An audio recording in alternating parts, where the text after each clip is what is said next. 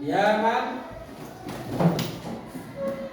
Assalamualaikum warahmatullahi wabarakatuh. Waalaikumsalam warahmatullahi taala wabarakatuh. Lulusan.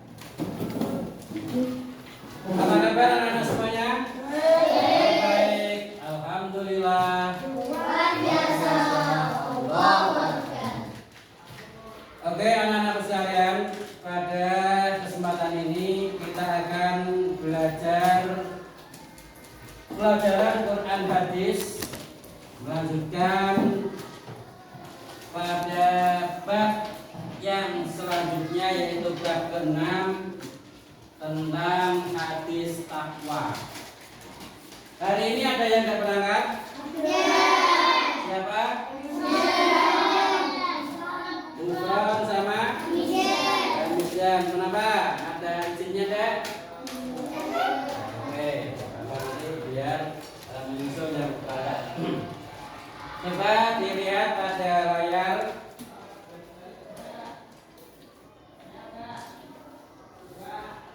Bab 4 hadis tentang takwa. Perlu kalian ketahui bahwa di dalam pembelajaran ini tentang hadis tentang takwa, kalian supaya mengetahui atau mampu, yang pertama adalah menerima takwa merupakan kunci kebahagiaan. Jadi yang pertama dalam pelajaran ini hadis tentang takwa, kalian harus mampu menerima takwa merupakan kunci kebahagiaan. Yang kedua, mengamalkan sikap percaya diri dalam menjalankan kebenaran. Kalau kalian berbuat baik harus pede, tidak usah menghiraukan orang lain. Kalau memang itu benar-benar benar, sesuatu yang benar harus dijalankan. Yang ketiga, memahami arti dan isi kandungan dari hadis tentang takwa yang diriwayatkan oleh Imam Tirmidzi dari Abu Dzar Al-Ghifari.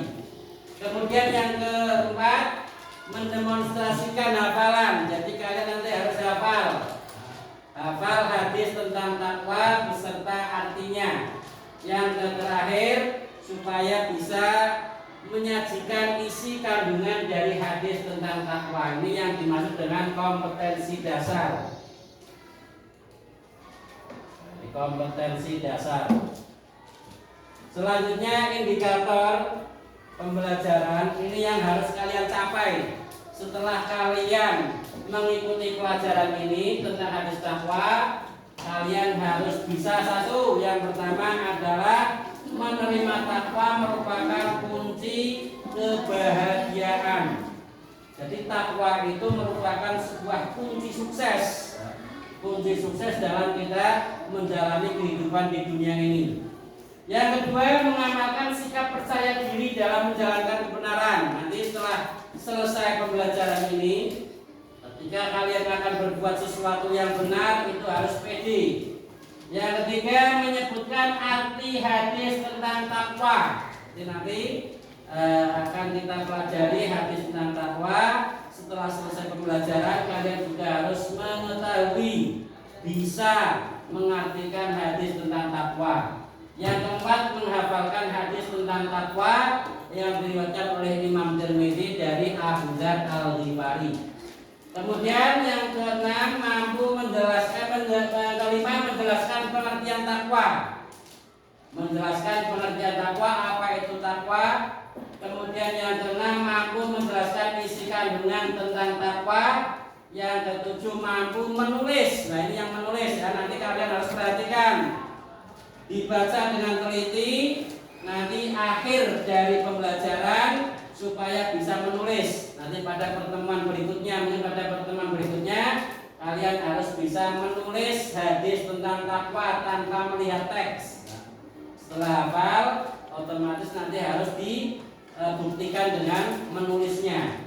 Yang terakhir, mencontohkan perilaku tentang takwa dalam kehidupan sehari-hari. Sebelum kita masuk pada hadis tentang takwa, adakah dari kalian yang mengetahui apa arti takwa?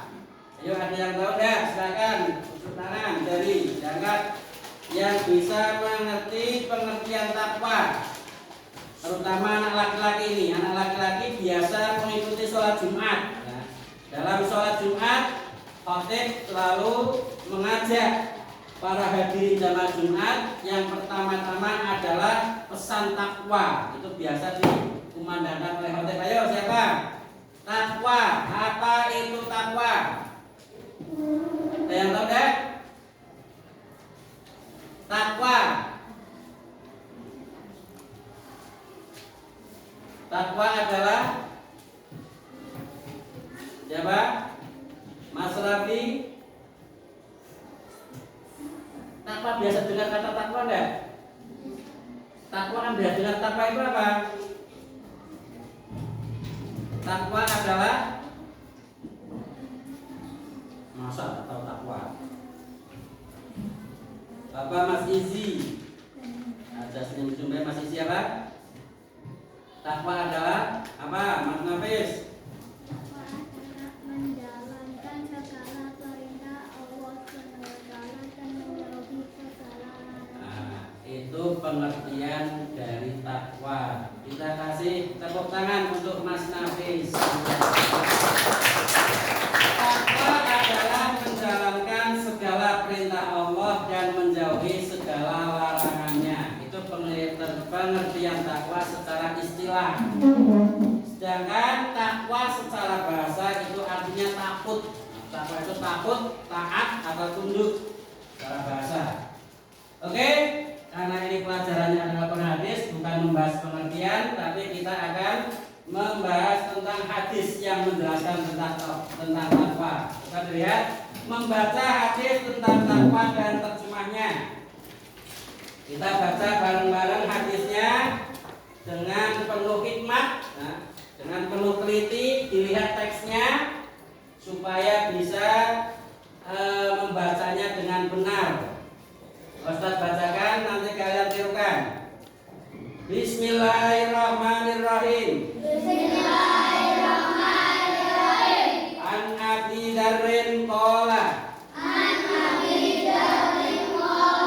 Qala Rasulullah sallallahu alaihi wasallam.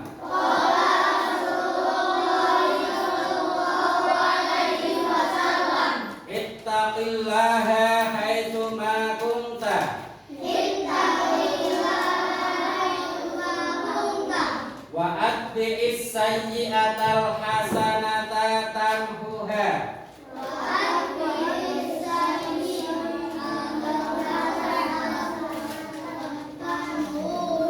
Wa atbi'is sayyi'ata al hasanata tamhuha. Wa khaliqin nas bihulukin hasan. Rawahu Tirmidzi. Sekali lagi dibaca bareng-bareng. Bismillah. Bismillahirrahmanirrahim. An Abi Dzarrin qala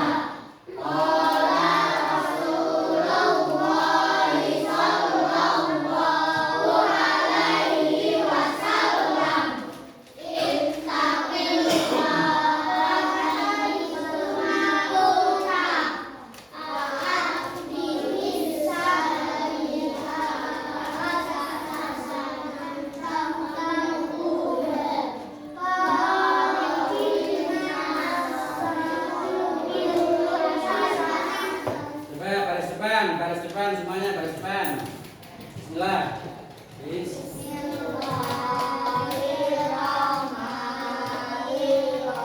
Semuanya baca.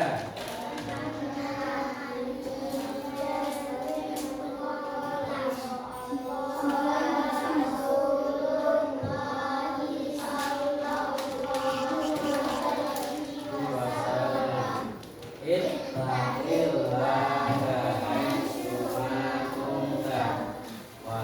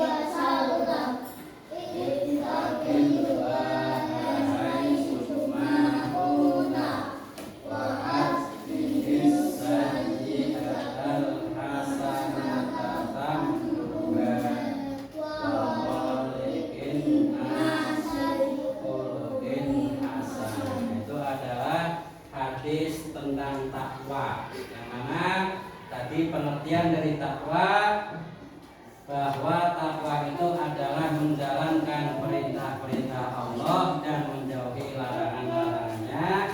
Dalam hadis ini disebutkan oleh Rasulullah SAW bersabda, "Ittaqillaha haitsu ma kunta wa atbi'is sayyi'atal hasanata tamhuha wa khaliqin nasa bi khuluqin hasanin." Rawahu Tirmidzi. Sekarang terjemahnya. Terjemahnya dibaca. Terjemah hadis tentang takwa. Yuk, terjemah hadis tentang takwa dari Abu Dzar radhiyallahu anhu berkata, Rasulullah sallallahu alaihi wasallam bersabda, "Bertakwalah kepada Allah dimanapun kamu berada, dan ikutilah perbuatan buruk itu dengan perbuatan baik. Niscaya akan menghapuskannya. Dan bergaulah kepada manusia dengan akhlak yang baik." Hadis riwayat Tirmidzi. Anak-anak sekalian, untuk membaca hadis tentang takwa itu supaya dibaca dengan ulang-ulang agar kalian cepat hafal. Nanti pertemuan yang akan datang kalian maju satu-satu hafalan hadis tentang takwa. Siap? Siap? Sekali lagi siap? Oke ya. Dibaca, diulang-ulang sampai hafal. Dan juga terjemahnya, hadisnya pendek. Lah untuk mengetahui terjemah hadis atau arti hadis itu ada cara mengetahui arti secara lafaz per kata, dan juga ada cara mengetahui artinya dengan per kalimat. Jadi untuk memudahkan menghafalkan makna atau arti hadis, nanti Ustaz di sini juga akan mempersembahkan arti kata hadis tentang takwa. Ini ya. Memahami makna perkata dan perkalimat. Yang pertama adalah makna perkata. Makna perkata yaitu kita mulai dari an Abi Darin qala Rasulullah sallallahu alaihi wasallam. An itu artinya dari. Lihat, an dari.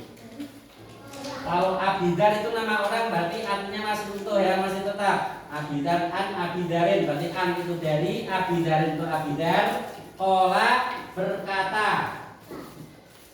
Qala Rasulullah. Qala masih sama berkata, tapi kalau secara etika kalau Rasul itu tidak berkata tapi bersabda.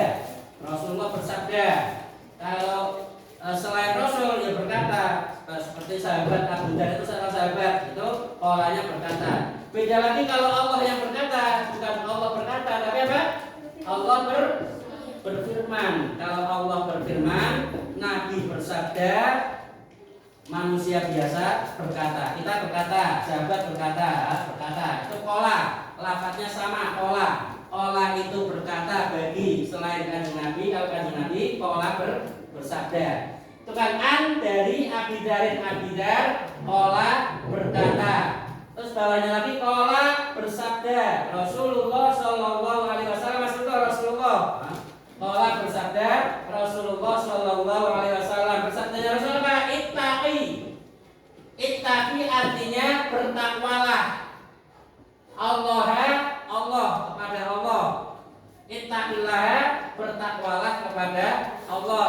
Kalau nama itu masih utuh, nama itu dalam bahasa masih utuh. Abidar dan Abidar, Rasulullah ya Rasulullah masih utuh. Jadi tidak perlu diapake ya, masih utuh. Qala Rasulullah, ittaqillah. Ittaqi bertakwalah.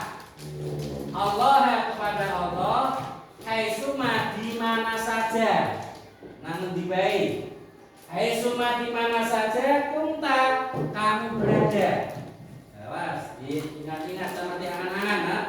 Arti perkatanya, kenapa? Karena mengapa kita harus tahu arti perkata?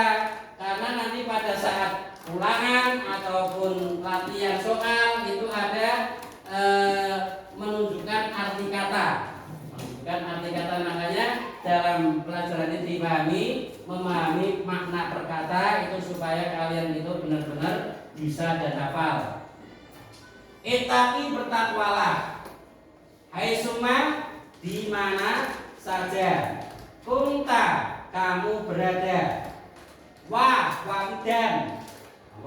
dan adbi wa adbiis wa adbi dan adbi, ikutilah. As-sayyi'ata, perbuatan buruk. As-sayyi'ata, perbuatan buruk. Al-hasanata, perbuatan baik. Nek hasanah baik, kalau sayyi'ah buruk, ingat-ingat, jangan-jangan. Hasanah baik terus ya. Uswatun hasanah berarti tawadan yang baik. Nur hasanah, cahaya yang baik. Berarti hasanah itu artinya baik. Sayyi'ah artinya buruk. Makanya orang sing alami sayyi'ah ya. Ada enggak tetangga kalian yang namanya sayyi'ah? Nah, ada. Kalau hasanah?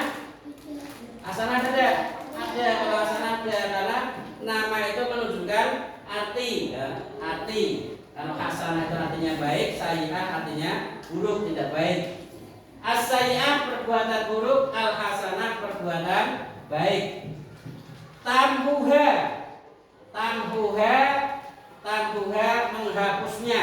Tamhuha itu artinya menghapusnya.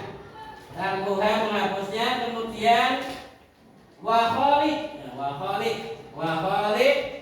dan bergaulah. Wa khaliq dan bergaulah an-nasa, manusia bihulukin, dengan akhlak hasanin yang baik. Kalau kita mengartikan hadis bisa langsung dari ini kan mudah. Malah lebih mudah. An dari Abidarin, Abu Dar, olah berkata, olah bersabda Rasulullah Sallallahu Alaihi Wasallam, ittaqi, bertakwalah, Allah, kepada Allah, aisuma, di mana saja, kunta, kamu berada, wa dan adbi, ikutilah, as-sayyi'ata, perbuatan buruk, al-hasanata, perbuatan baik, tamhuha, maka menghapusnya. Wa khaliq, dan bergaulah, an-nasa, kepada manusia, bihulukin, dengan akhlak hasanin yang baik. Bisa? Bisa ya? Coba bareng-bareng dibaca. Arti kata, ayo. An dari olah it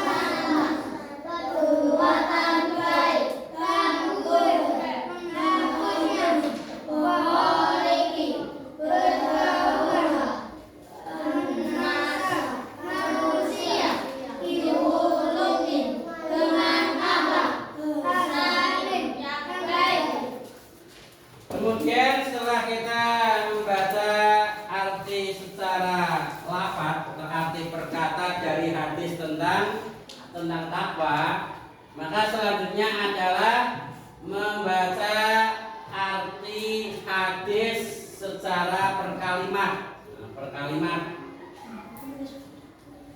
An Abi Darin qala, ya bareng. An Abi Darin qala, dari Abi Dar berkata, qala Rasulullah sallallahu alaihi wasallam,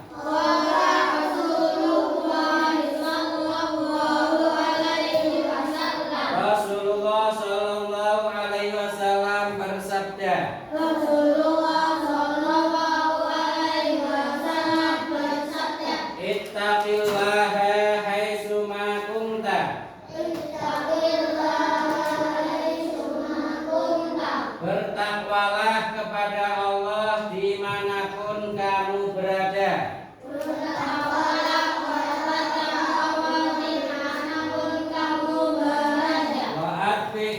sayyi'atal hasanata tamhuha.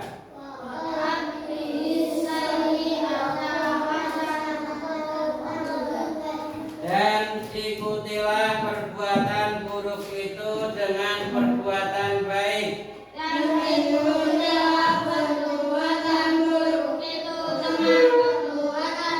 Niscaya akan menghapusnya. Wa khaliqin nas bihulukin hasan. Dan bergaulah kepada manusia dengan akhlak yang baik. Ya,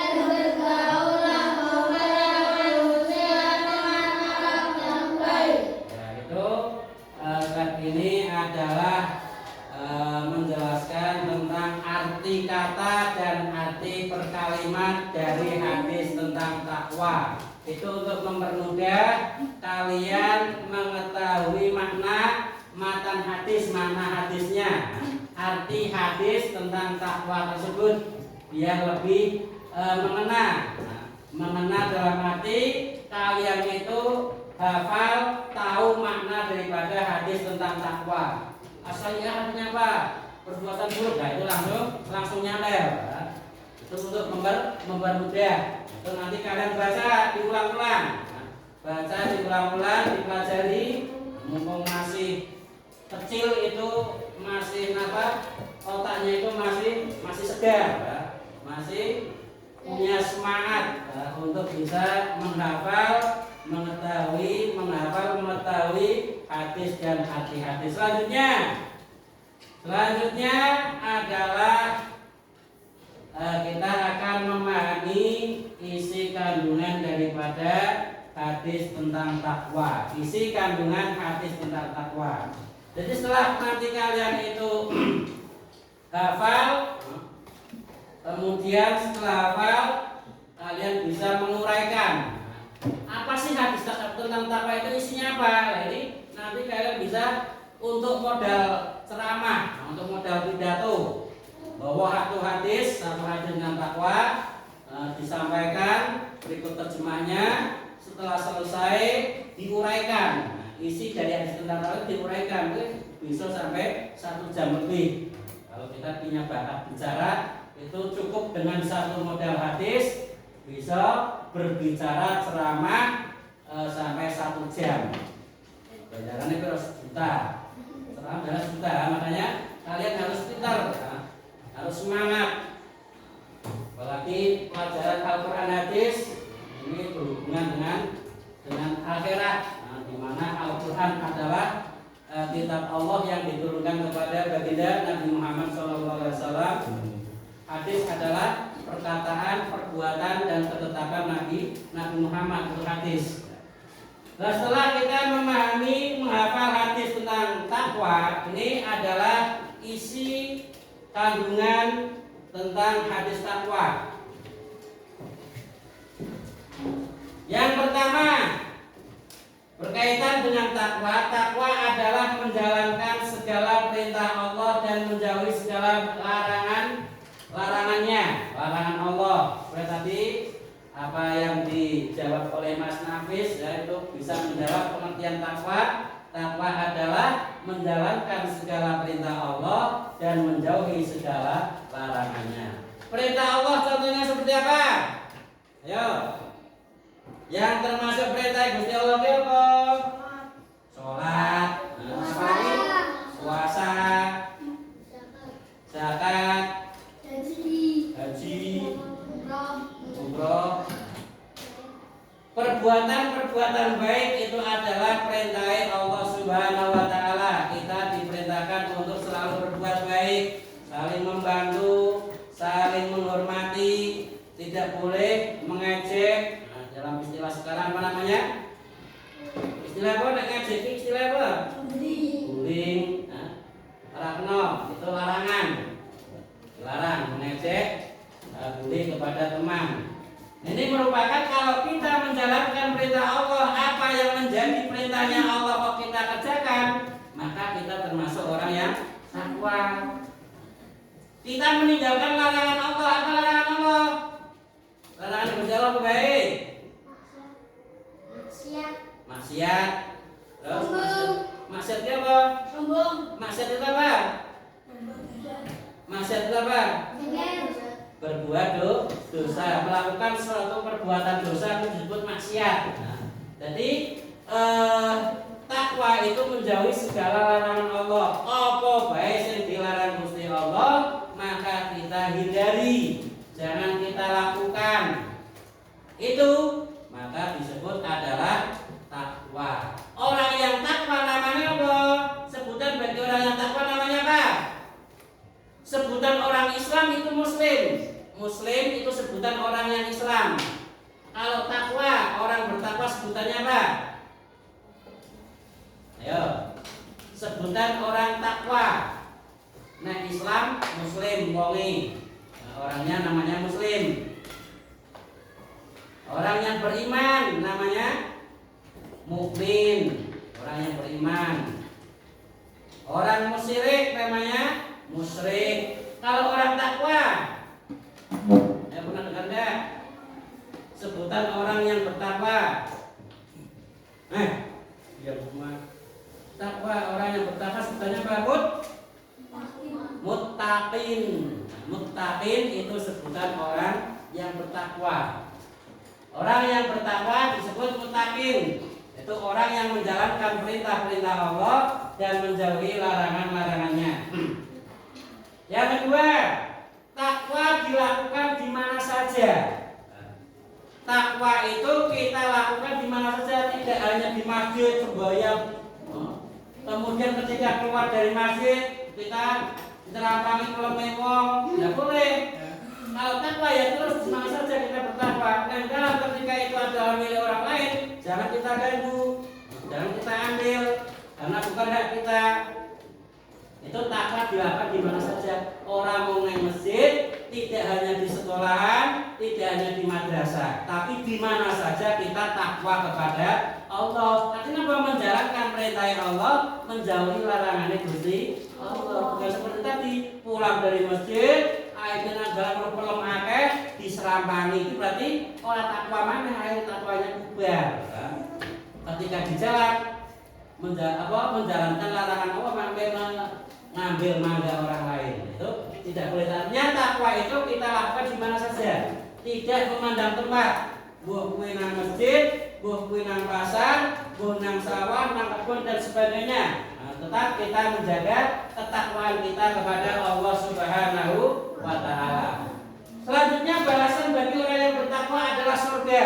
Nah, ini yang kita tunggu-tunggu. Surga ini adalah puncak daripada keinginan seseorang. Kabeh wong besok nek mati pinginnya mlebu nang swarga kabeh.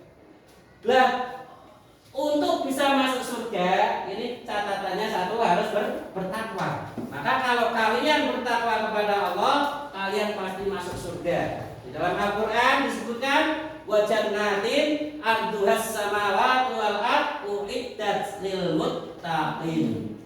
Surga yang luasnya seluas apa? Langit dan bumi, orang gunung orang luas. Langit dan bumi luasnya surga. Arduhas samawati wal ardh. Luasnya seluas langit dan bumi. Uiddat lil muttaqin, itu disiapkan untuk siapa? Untuk orang-orang yang bertakwa. Jadi melalui pembelajaran kita di kesempatan ini, hadis tentang takwa ini membuka pintu hati kita. Untuk supaya bisa masuk surga berarti kita harus bertakwa mulai dari sekarang. Mumpung isih cilik, mumpung isih cilik, biasakan bertakwa, artinya menjalankan perintah Allah dan menjauhi larangan Allah. Bahkan dengan bertakwa, dalam hadis yang lain ada Nabi bersabda, wa may yattaqillaha yaj'al lahu makhraja. Barang siapa yang bertakwa kepada Allah, maka Allah akan memudahkan jalan keluar, memberikan solusi. Nek ana wong stres pusing, aja lari dari Allah. Wong stres pusing kok malah dolanan, malah nonton, malah yang lain yang tidak bermanfaat, itu malah menambah kepusingan. Tapi untuk menghilangkan stres, untuk menghilangkan pusing, untuk menyelesaikan suatu masalah, kata Nabi? Yattaqillah, bertakwa kepada Allah. Dengan kita mendekatkan diri kepada Allah, maka Allah akan memberikan solusi untuk kita. Itu balasan bagi orang yang bertakwa. Ini berkaitan dengan takwa. Selanjutnya isi daripada hadis tentang takwa. Hadis tentang takwa berisi tentang apa? Yang pertama, perintah bertakwa kepada Allah Subhanahu wa ta'ala. Dengan perintah takwa kepada Allah itu jauh sekali ya, lama sekali kalau kita bahas tentang takwa kepada Allah. Karena apa? Di sini menjalankan perintah Allah dan menjauhi larangannya. Itu akan lama kita bicarakan. Makanya kalau kalian hafal satu hadis ini saja, nek sampean kabeh kepingin pinter dongeng, pinter ngokot, maka dengan mudah kita akan berceramah, berbicara di hadapan orang banyak. Itu yang pertama, isi daripada kandungan hadis adalah perintah takwa. Allah memberikan kepada kita orang-orang yang bertakwa kepada Allah dengan jaminan surga, jelas. Makanya Nabi dalam hadisnya itu perintah kepada umatnya untuk bertakwa kepada Allah Subhanahu wa ta'ala. Jelas? Yang kedua dalam hadis ini menjelaskan tentang segera melakukan kebaikan setelah berbuat kesalahan. Yaitu lafal hadisnya wa'atbi'is sayyi'atal hasanata tambuha. Hadis tentang takwa yang kedua mengajarkan kepada kita apabila, ini sebagai gambaran, kalau kita berbuat salah, contohnya bar nganu kancane, segera minta maaf. Lalu ngapura, segera berbuat baik. Apabila berbuat salah, maka segera berbuat baik. Segera melakukan kebaikan setelah berbuat kesalahan. Kalau kita berbuat salah kemudian diikuti dengan perbuatan baik, maka perbuatan salah yang kita lakukan itu akan dihapus, ditik. Jadi nanti catatan malaikat coba Jibril mencatat perbuatan buruk coba malaikat atid, dan buku catatan malaikat atidnya nanti akan dihapus, ditik. Karena apa? Karena kita langsung berbuat baik. Dalam hadisnya wa'atbi'is sayyi'atal hasanata tambuha. Ketika berbuat salah, maka segera melakukan kebaikan. Itu akan dihapus. Kesalahan yang kita lakukan dengan sebab melakukan kebaikan itu akan dihapus. Yang ketiga, wa khaliqin nas bi khuluqin hasan. Dalam hadis itu menjelaskan supaya berakhlak mulia kepada sesama itu apa? Sesama makhluk hidup, tidak hanya kepada manusia, tapi kepada tumbuh-tumbuhan, kepada binatang. Itu kan berakhlak yang baik. Orang mengkaro menungso tok. Sesama makhluk Allah kita harus berbuat baik. Karena kalau ada binatang, kemarin siapa yang cicak atau kupu-kupu itu nggak boleh kita sakiti. Nyakiti binatang saja tidak boleh, apalagi nyakiti teman kamu. Itu supaya kita menjaga akhlak. Bahwa likinas bihulukin hasan, berakhlak mulia. Ini adalah isi kandungan hadis. Jadi hadis tentang takwa isinya apa? Satu, apa? Bertakwa kepada Allah, perintah takwa. Yang kedua, segera melakukan kebaikan setelah berbuat kesalahan. Yang ketiga, berakhlak baik kepada sesama. Ini isi dari hadis tentang takwa. Paham? Paham belum? Kalau sudah paham, nanti kita akan mengerjakan tugas. Ada soal. Ini soal nanti bisa kalian kerjakan di rumah. Ini soalnya yang pertama. Ada soal 1. Yang meriwayatkan hadis tentang takwa adalah hadis yang pertama tadi ya. Yang kedua, ittaqillaha haitsuma kunta, melanjutkan hadis. Melanjutkan ittaqillaha haitsuma kunta, titik-titik. as-sayyi'atal hasanata tamhuha titik-titik bi hasan. Berarti melanjutkan. Yang ketiga, lafaz tamhuha artinya biar alif itu tamhuha, ada alifnya jadi tamhuha ya. Lafaz tamhuha artinya apa? Tadi sudah diulang membaca kosakatanya per kata. Yang keempat, yang dinamakan takwa. Takwa adalah titik-titik. Yang keempat, salah satu isi kandungan hadis tentang takwa, siji bae dan semua. Tadi ada berapa? Kandungan hadis ada berapa? 3. Itu satu saja. Salah satu isi kandungan hadis tentang takwa. Ini mudah-mudahan pertemuan pada kesempatan ini berkenan dengan hadis tentang takwa. Semoga bermanfaat dan bisa dipahami oleh kalian semua dengan syarat kalau ingin paham, ingin bisa belajar yang rajin. Ojo ngasih orang belajar. Sebab ada pepatah yang mengatakan al ilmu bita'alum. Ilmu itu bisa dihasilkan dengan belajar. Berarti orang belajar orang bisa secara logika. Siji ono maneh carane ono ilmu laduni. Ilmu laduni itu tidak belajar. Ilmu laduni itu tidak belajar, tapi jarang.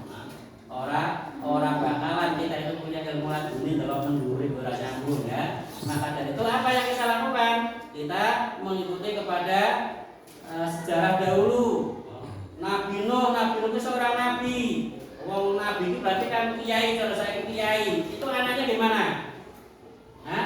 Anaknya Nabi Nuh di mana? Celaka, anaknya Nabi Nuh ingkar, bukan orang yang baik, bukan anak soleh. Cerita lagi Nabi Ibrahim. Nabi Ibrahim siapa ayahnya? Hah? Siapa ayah Nabi Ibrahim?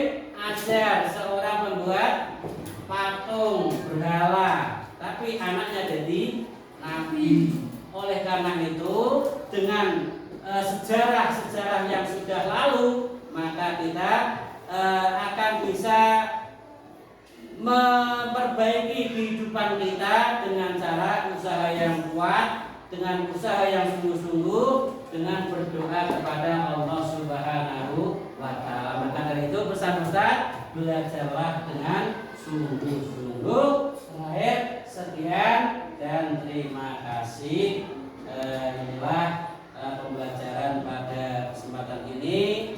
Semoga bermanfaat dan jangan lupa kalian dihafalkan hadisnya, hafalkan artinya, dicermati tulisannya ya. Tulisannya ketika baca itu dicermati, diteliti satu persatu huruf. Ketika kalian sudah hafal nanti bisa menulis. Itu tujuannya itu. Jadi ketika membaca itu diperhatikan.